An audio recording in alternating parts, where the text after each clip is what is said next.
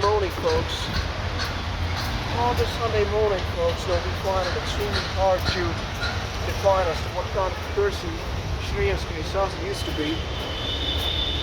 You know, an individual, who always spoke about many things, which were basically always based on logic, we can say presence of mind, keen wisdom, sagacity, and problem-solving methodology, with very strong analytical skills. And folks, an individual, who practically had an idea of each and every single thing, which used to exist back in 2008. For example, a golf court, the things, happening in Singhania High School back in those days. How one coach taught one game. He had an idea about everything. It was not just about Shreyas Sasa, folks. It was more or less about the movement. It sometimes feels to be as if that year is like a testament. That person is like in many ways like an influencer or like a proponent. Basically is like a keen advocate. Trying to propagate something good, like James Thurber or like Anna Nicole Smith, other beautiful women.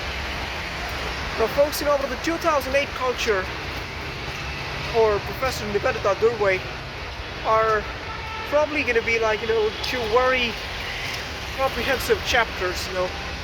In a way that Professor Nivedita Durwe, with that very distinctive smell, or rather that fragrance note which we just had about some time ago, over that particular residential society, which we came across, in itself defines as to, how an extremely beautiful woman, who would have been like, very empathetic, towards negative happenings in the city, showcases her love for Shivaji Maharaj. Well, everything in relation, or rather in association with that beautiful lady professor, folks, Professor Nivedita, turns out to be like a mystery. It's not a mystery based out on like strange happenings. It's a mystery based out on things which are like a Pandora's box. That you go and try to unravel and everything basically leads into something like very inscrutable but present. That was Professor Nivedita Durwe. Have a good day.